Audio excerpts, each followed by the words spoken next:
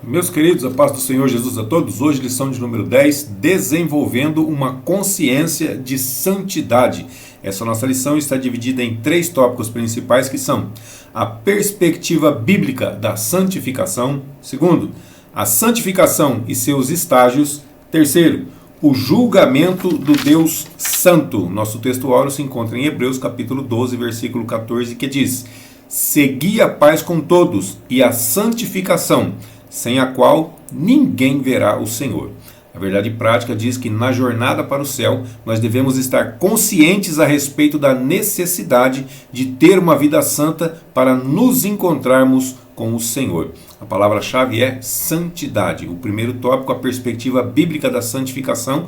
Primeiro subtópico, santificação no Antigo Testamento. Então, no hebraico, a palavra é kodesh, que significa santidade. Ela é um substantivo masculino que significa sacralidade, significa posto à parte, e também que pode se referir a Deus, aos lugares, coisas, algo à parte ou separado.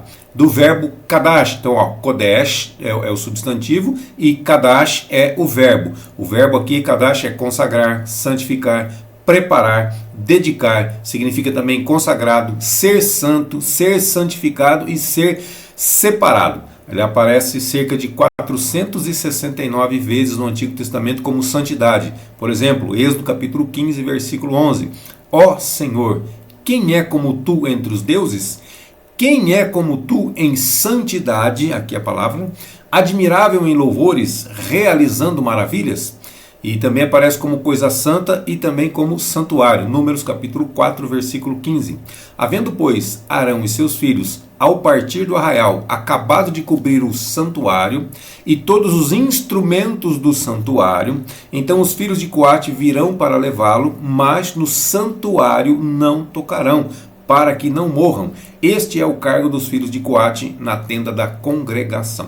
Também tem o adjetivo kadosh. Kadosh traz a ideia de um dia, traz a ideia de uma pessoa, de uma nação inteira, inteiramente consagrada, separada e santificada a Deus. Então, kadosh, a palavra kadosh é santo. Então, Êxodo 19:6. E vós me sereis um reino sacerdotal e um povo santo. Estas são as palavras que falarás aos filhos de Israel. Então, ele está dizendo que o povo seria um reino sacerdotal e um povo santo. A palavra santo significa separado, ou seja, nós estamos no mundo, mas nós não pertencemos ao mundo, nós somos separados do mundo.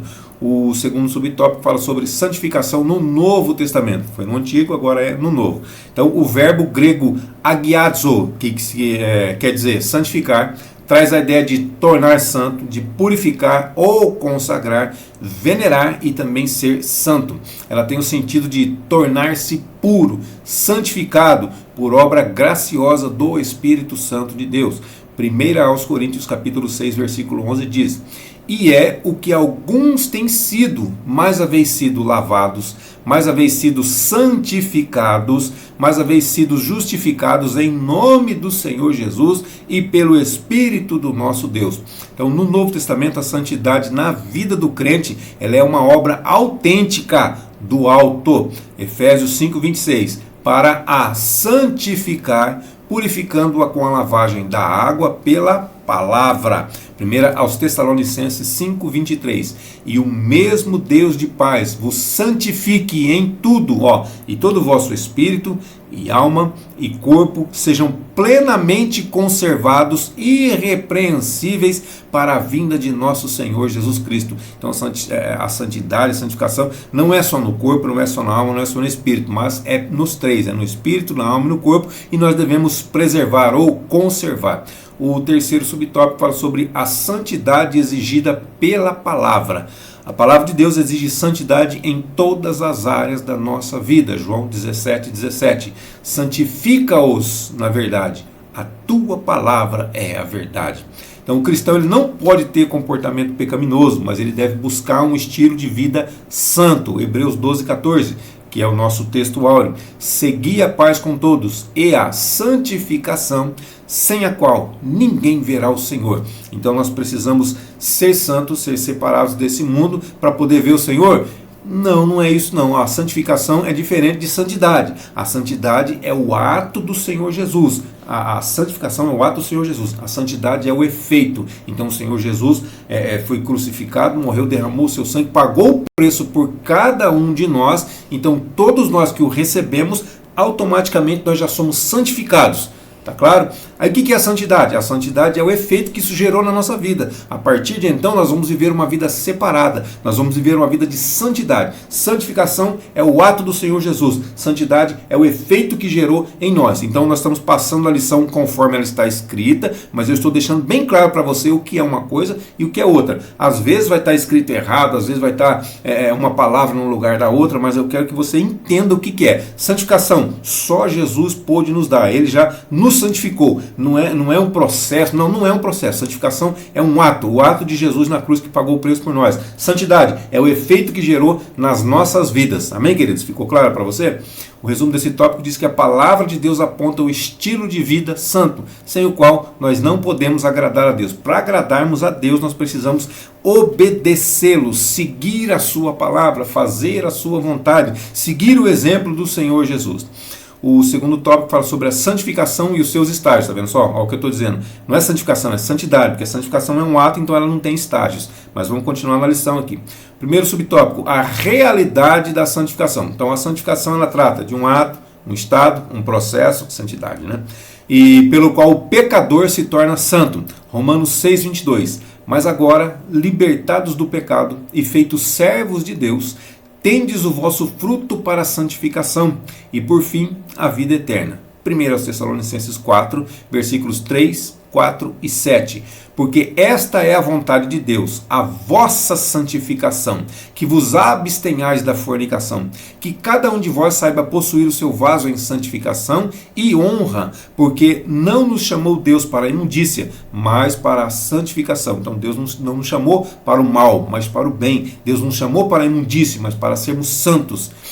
O primeiro, santificação ela é um ato de separação do mundo. Segundo, santificação é um processo. Está vendo só? Novamente, não é santificação, é santidade. É o que gerou em nós. Santificação é o ato de Jesus. Então, é um ato de separação do mundo, é um processo cujo propósito é levar o cristão a se tornar semelhante ao nosso Senhor Jesus Cristo. A partir daqui eu não vou mais ficar repetindo isso, mas você gravou bem, não é? Você gravou bem, você sabe quando é santidade, quando é santificação. Mesmo a palavra estando escrita errada, mesmo nós falando errado, você já sabe quem é quem. Romanos 8:29. Porque os que dantes conheceu também predestinou para serem conformes à imagem de seu Filho, a fim de que ele seja o primogênito entre muitos irmãos. A santificação ela busca aperfeiçoar o cristão. Efésios 4, 12 e 13. Querendo o aperfeiçoamento dos santos. Quem são os santos? Os santos somos nós que aceitamos a Jesus, nós somos santos. Por que santos? Porque nós não pecamos? Não, porque nós somos separados do mundo, estamos no mundo, mas não fazemos parte dele. Então nós somos os verdadeiros extraterrestres. Querendo o aperfeiçoamento dos santos para a obra do ministério, para edificação, construção do corpo de Cristo. Aí vem os 3 estágios da santificação. Primeiro, santificação inicial ou posicional. Ela inicia com o Novo Testamento, com o novo nascimento. 1 Coríntios 6:11. E é o que alguns têm sido, mas haveis sido lavados, mas haveis sido santificados, mas haveis sido justificados em nome do Senhor Jesus e pelo Espírito do nosso Deus. Segundo, santificação progressiva. Então o crente ele se despoja do velho homem, ele se desveste, se é que existe essa palavra, ele troca essa vestimenta, ou seja, o velho homem já não existe mais, essa roupa já ficou pendurada lá no armário, nós não podemos mais fazer uso dela. Então nós nos despojamos do velho homem e nos revestimos do novo homem. É claro que o velho homem está dentro de nós o tempo todo, então o tempo todo ele tenta sair, e o tempo todo nós tentamos manter ele de volta lá no seu devido lugar, para que ele não saia, porque ele saiu, vai dar coisa ruim. Gálatas 5:16 e 17 diz: digo, porém, andai em espírito e não cumprireis a concupiscência da carne, porque a carne cobiça contra o espírito, e o espírito contra a carne, e estes opõem-se um ao outro, para que não façais o que quereis. Então, a nossa carne, Os nossos desejos são fazer as coisas da carne, de satisfazer os apetites, os desejos da carne. Mas o Espírito Santo de Deus que habita em nós, ele confronta a carne o tempo todo para que nós não façamos o que nós queremos. A nossa alma vai tomar essa decisão de fazer as coisas do Espírito ou de fazer as coisas da carne. Aí vem o terceiro, que é a glorificação, na verdade é a santificação final. Então esse é o momento em que o crente será como Jesus é, da mesma forma que Jesus é, nós seremos também. 1 de João 3,2. Amados, agora somos filhos de Deus e ainda não é manifestado o que havemos de ser, mas sabemos que quando Ele se manifestar, seremos semelhantes a Ele, porque assim como é, o veremos. O terceiro subtópico fala sobre o alvo da santificação. Então o propósito da santificação é tornar o crente perfeitamente coerente com a plenitude do caráter divino. Irmão, essa palavra coerente aqui, você sabe o que significa? Coerente é eu fazer assim, ó, e dizer não, isso é incoerência. Se eu estou fazendo assim, eu estou dizendo sim. Se eu estou fazendo assim, eu estou dizendo não. Então eu tenho que ser coerente, perfeitamente coerente com a plenitude do caráter divino. Mateus 5,8. Bem-aventurados os limpos de coração, porque eles verão a Deus. Ó, o coração limpo vai ter a garantia de poder ver a Deus.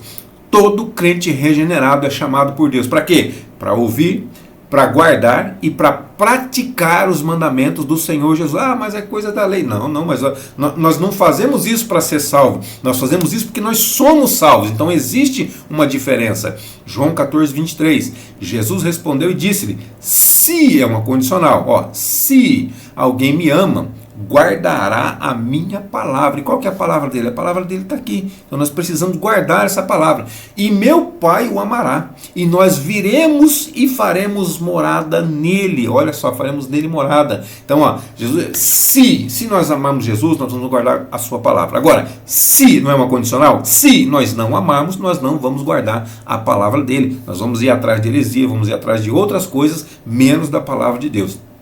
E isso não é bom para nós, para o nosso futuro. O resumo desse tópico diz que a santificação trata-se de um ato, um estado e um processo pelo qual o pecador se torna santo. Eu falei que não ia repetir, mas ó, aqui não é santificação, aqui é santidade, tá? Então é um ato, um estado. A santificação é um ato, a santidade é o efeito. O terceiro tópico fala sobre o julgamento do Deus Santo. Primeiro subtópico, o Deus Santo. Então a Bíblia revela Deus como o Santo de Israel.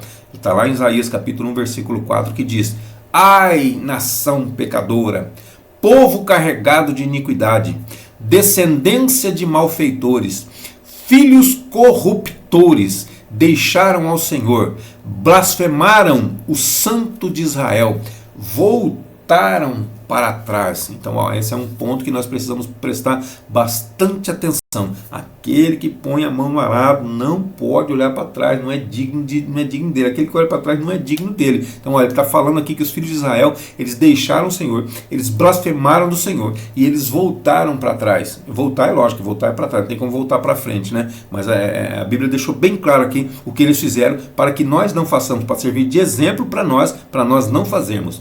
Então, a Bíblia revela o Deus como o Santo de Israel, como nós lemos aqui, também como um nome santo, Isaías 57:15, porque assim diz o alto e sublime, olha só, está falando de Deus aqui, que habita na eternidade, cujo nome é santo, num alto e santo lugar habito, palavra de Deus, como também com o contrito e abatido de espírito. Então Deus, ele habita no alto e no monte santo, mas ele também habita no coração daquele que tem, na vida daquele que tem o coração contrito, para vivificar o espírito dos abatidos e para vivificar o coração dos contritos. Então é isso que Deus faz na vida de cada um de quem ele habita. Ele vivifica, ele dá vida. Então os serafins também declaram a santidade de Deus, Isaías 6:3, e clamavam uns aos outros dizendo: Santo, Santo, Santo é o Senhor dos exércitos, toda a terra está cheia da tua glória. A palavra aqui, ó, é Kadosh, Kadosh, Kadosh, Kadosh, que é santo. Então os anjos aqui estavam clamando, os serafins estavam clamando uns para os outros, que Deus é santo. Kadosh, Kadosh, Kadosh. Então, em santidade, ninguém pode se igualar a Deus. Sede santos. A Bíblia diz, sede santos como eu sou santo, não é isso? Deus falando, vocês sejam santos, da mesma forma que eu sou santo. É impossível, porque o dia que, se nós conseguíssemos atingir isso, Deus já viria e nos tiraria dessa terra. Então, nós não podemos igualar a Deus em santidade. 1 Samuel 2:2. Não há santo como o Senhor, porque não há outro fora de ti, e rocha nenhuma há como o nosso Deus. Também, uma outra coisa importante de se falar aqui, não existe salvação em outro Deus, somente no nosso Deus, somente no Senhor, somente através do Senhor Jesus Cristo é que nós podemos encontrar a salvação. Não existe outro. Ele está dizendo aqui, não há rocha fora de ti, não há outro fora de ti. Então Deus é o parâmetro para uma vida de santidade. Santos sereis, está lá em Levítico 19:2 e também em 1 de Pedro 1:16. Santos sereis, porque eu, Senhor, vosso Deus, sou santo. Claro que a santidade de Deus não vai ser a mesma nossa, mas nós temos que ser separados do mundo. Segundo subtópico, santidade exigida a todos os crentes, nenhum é diferente do outro. Não é porque eu estou numa determinada denominação, não é porque o da congregação cristã vai ser mais santo que o da Assembleia, que vai ser mais santo que da Deus é Amor, que vai ser mais santo que da Universal. Não, ele exige de todos os crentes, todos aqueles que acreditam, todos aqueles que se dizem cristãos, a santidade é exigida. Mesmo porque se Jesus se santificou por nós aceitamos ele, fomos santificados. A partir desse momento algo tem que mudar em nossa vida. Não é possível não mudar nada. Então a igreja de Cristo nesse mundo, ela é o santuário dedicado ao Senhor. Quem que é a igreja? A igreja somos nós. Então nós somos o santuário que somos dedicados ao Senhor. Efésios 2:21 diz assim, no qual todo edifício bem ajustado cresce para templo santo no Senhor. Como que o edifício cresce? Como que nós crescemos? Através da santidade que foi refletida pelo Senhor Jesus. O Senhor Jesus se santificou e nós refletimos a santidade. Então assim nós vamos crescendo, nós vamos nos ajustando ao corpo de Cristo. Então por meio do nosso Senhor Jesus Cristo, a igreja foi santificada. Aqui o autor deixou bem claro, né? Por meio de Jesus nós somos santificados. Então não somos nós, não é progressivo, não. Por meio de Jesus.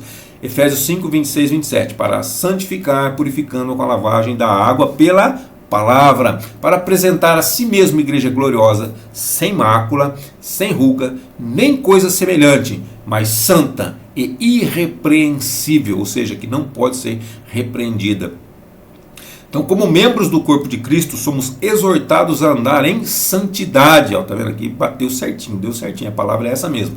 Romanos 12:1. Rogo-vos, pois, irmãos, pela compaixão de Deus, que apresenteis os vossos corpos em sacrifício vivo, santo e agradável a Deus, que é o vosso culto racional. Então, quando eu apresento o meu corpo como sacrifício vivo, santo e agradável a Deus, esse é o nosso culto racional. Quando nós fazemos isso, esse é o nosso culto racional. Culto com raciocínio, culto com a razão, culto com entendimento, culto com inteligência. Terceiro subtópico fala sobre santidade e justiça de Deus. Então a santidade e a justiça, elas são atributos divinos que se relacionam, elas estão sempre ligadas, elas estão interligadas. 1 de João 1:5, ele é luz e não há treva alguma, e nele não há treva alguma. Se ele é luz, não tem como ser trevas, porque onde a luz chega, as trevas se dissipam. As trevas simplesmente são ausência de luz. Onde houve luz e a luz saiu, vai ficar trevas com toda certeza. Então Deus é santo, reto, justo e verdadeiro. Por isso ele jamais deixará o ser humano impune diante da rebelião contra a sua santidade e justiça. Então Deus é amor, mas Deus também é justiça. Gálatas 6, o 12 e o 13 diz assim: E viu Deus a terra, e eis que estava corrompida, porque toda a carne havia corrompido o seu caminho sobre a terra.